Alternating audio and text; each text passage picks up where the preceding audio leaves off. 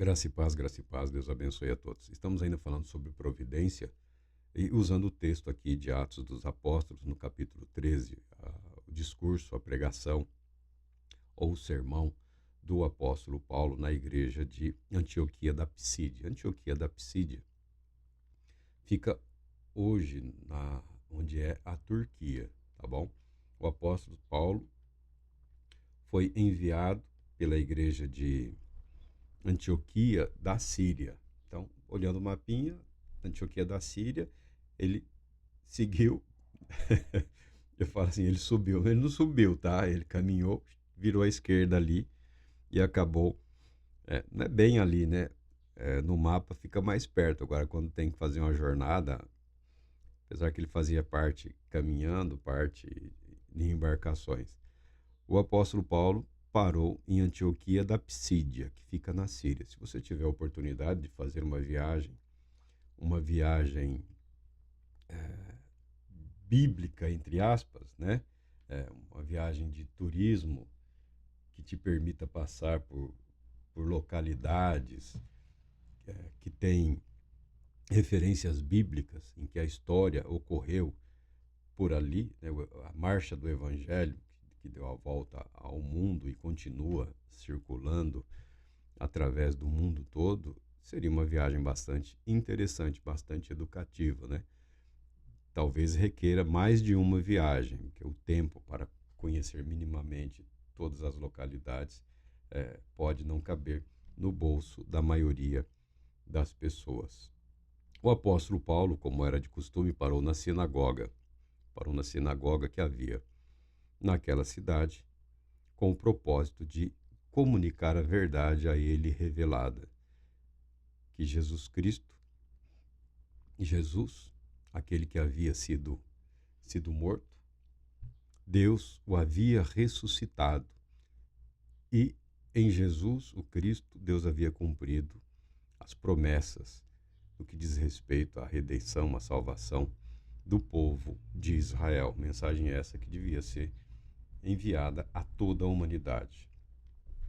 O apóstolo Paulo age compreendendo o plano ou o propósito de Deus, não só para Israel, mas também para toda a humanidade, através de Cristo Jesus. E que propósito é esse? O louvor da glória de Deus. E ele inicia o seu sermão dizendo: o Deus deste povo de Israel escolheu nossos pais e exaltou o povo durante sua peregrinação na terra do Egito, de onde os tirou com braço poderoso e suportou-lhes os maus costumes por cerca de 40 anos no deserto. Graças a Deus pela sua palavra. Eu gosto dessa abordagem.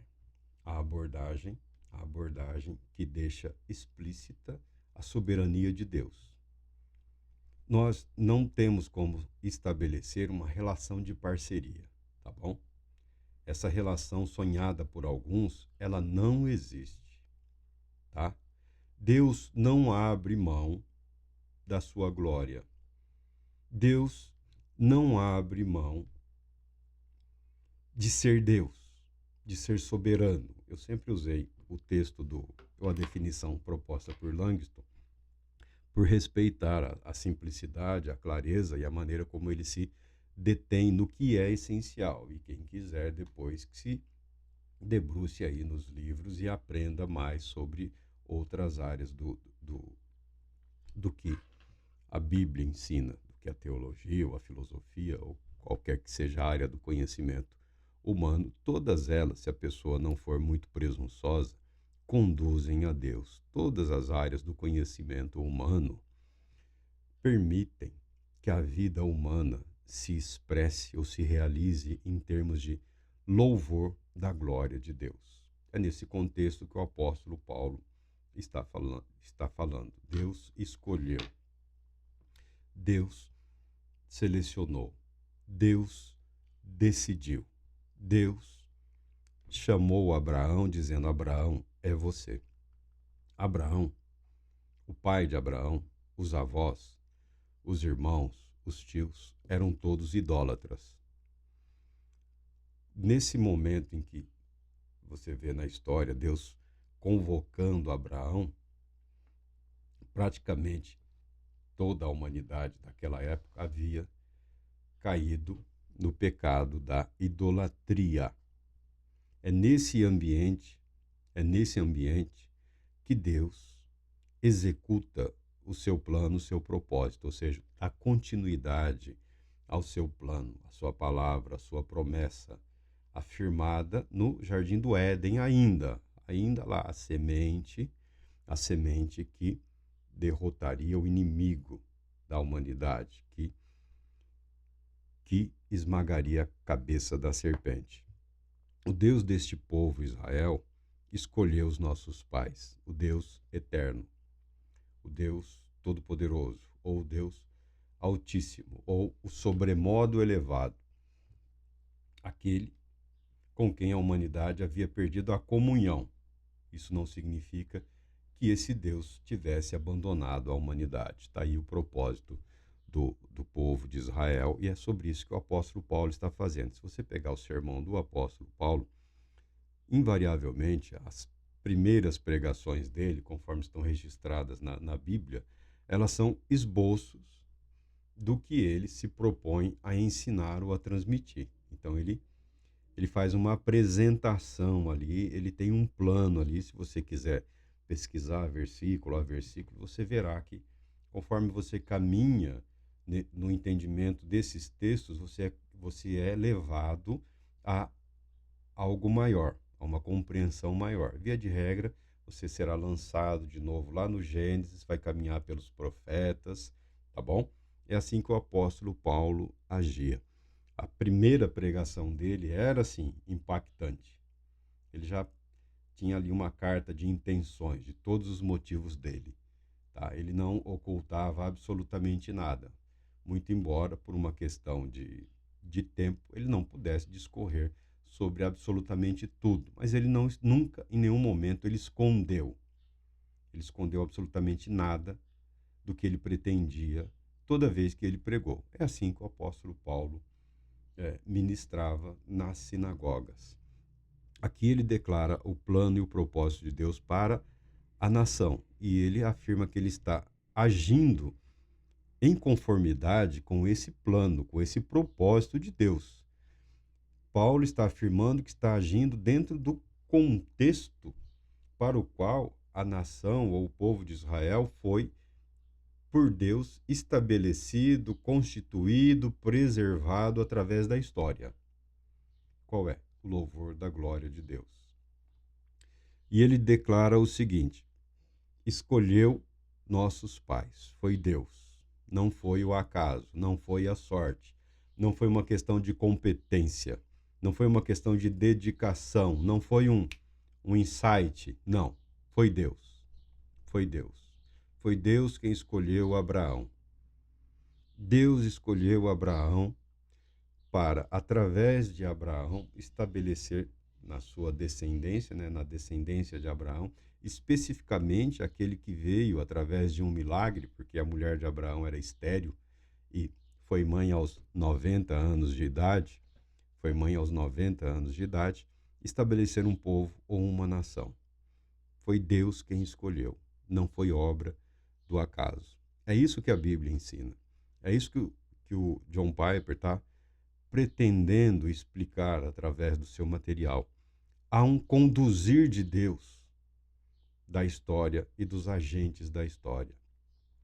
Há uma mão poderosa que garante os resultados previamente ou já antecipados, muitos distantes, alguns próximos, porque a Bíblia declara que o Senhor Deus não fará coisa alguma sem antes revelar o seu segredo aos seus servos, os profetas. E Abraão foi profeta de Deus.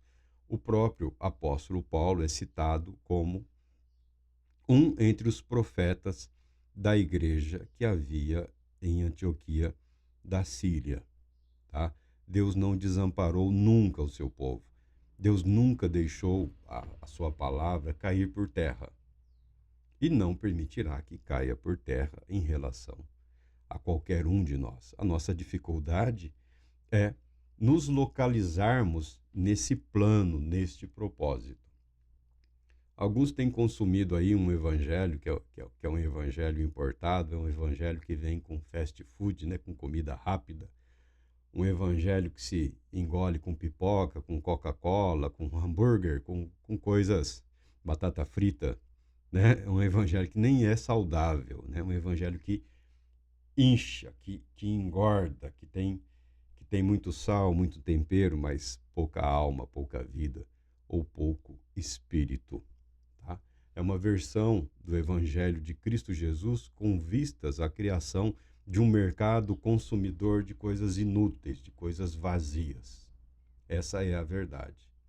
É isso que nos assedia hoje. Um Evangelho que pode ser maquiado com quase todas as cores, com quase todas as faces, com quase todas as concepções e filosofias. Um Evangelho que é diluído, por assim dizer. Marco, e como nós vamos encontrar o Evangelho puro? Bom, o Evangelho é o Evangelho de Jesus Cristo. Ele é tão puro, mesmo que tenha chegado até nós aí meio que misturado, confuso, ele será puro e poderoso à medida que nós permitirmos que as nossas vidas, mentes e corações sejam realmente alcançados pela verdade. Eis a palavra de Deus, eis a Bíblia aí, a qual todos temos acesso. Está atuando em toda a terra o Espírito de Deus, que nunca abandonou absolutamente ninguém que tenha expressado fé, confiança ou esperança no Deus Todo-Poderoso. Então não fique esperando um novo evangelho. Não fique esperando um evangelho puro, um evangelho verdadeiro. Ele é tão puro e verdadeiro quanto você permitir que ele seja na sua vida. Esse é o desafio. O desafio do cristão não é uma concepção doutrinária aprimorada, perfeita ou absoluta. Não me interesso por uma teologia perfeita, porque ela não existe. Ela não existe. Não me interesso por uma filosofia perfeita, porque ela não existe. Não me interesso por uma igreja perfeita, porque ela não existe aqui na Terra. A perfeição absoluta pela qual nós aguardamos, ela existe em Cristo Jesus pela fé e seremos conduzidos a ela.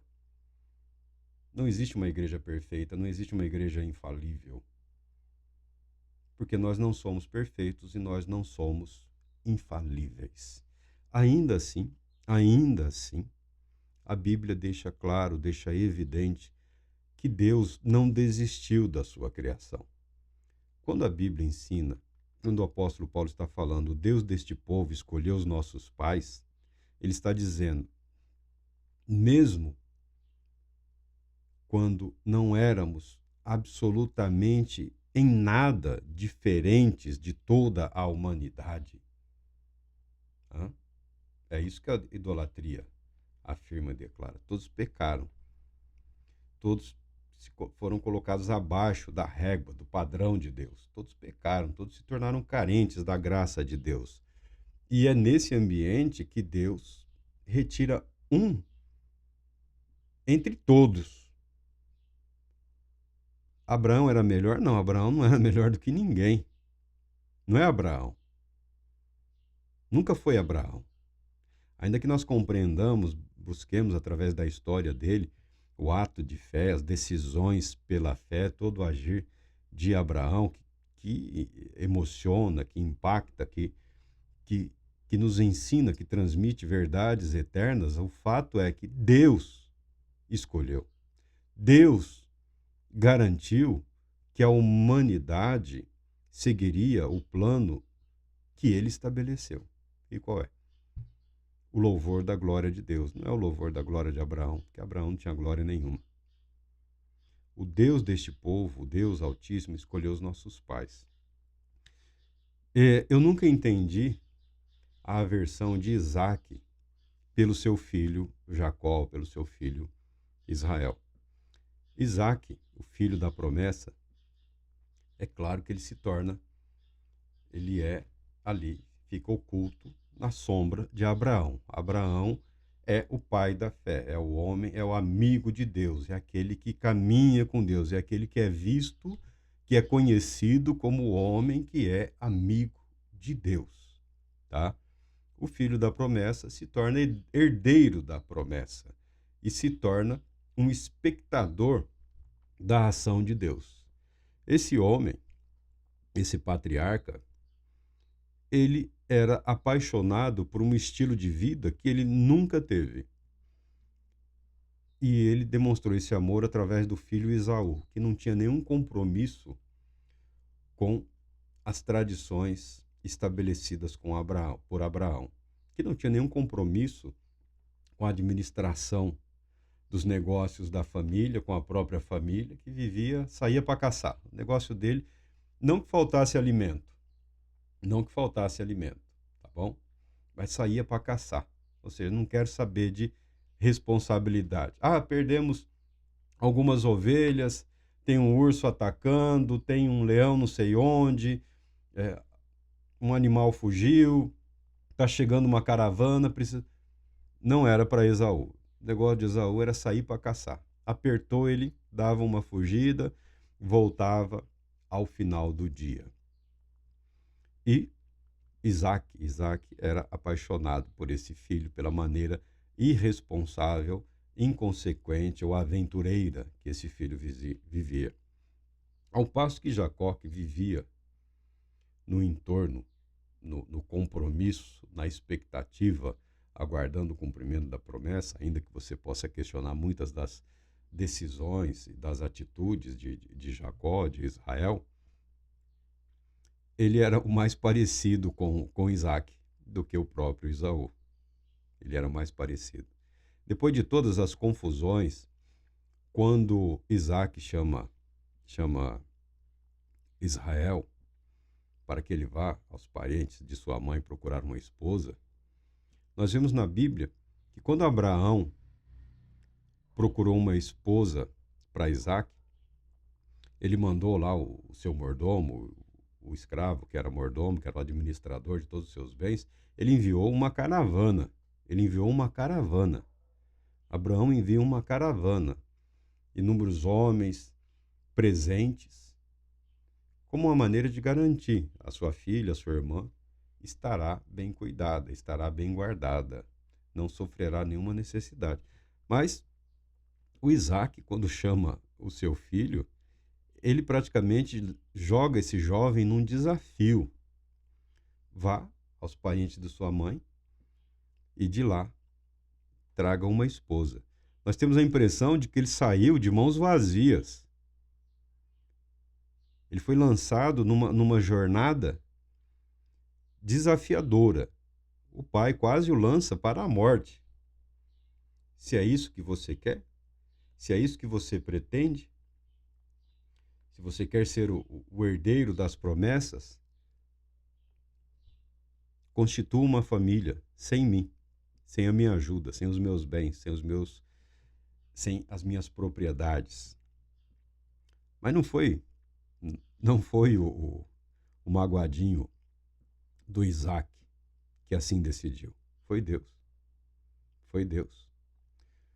Foi Deus preparando Israel para viver debaixo da fé, da confiança do Deus que provê, do Deus que cumpre as suas promessas sem necessitar de heranças humanas, sem necessitar da proteção humana, sem a necessidade dos guardiões humanos. Na sua jornada, Israel é o homem que encontra anjos no caminho.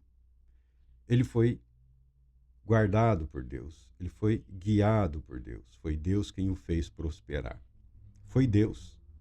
Não foi a astúcia, não foi a sabedoria, não foi o entendimento, não foi o saber aproveitar as oportunidades. Foi Deus quem enriqueceu Israel.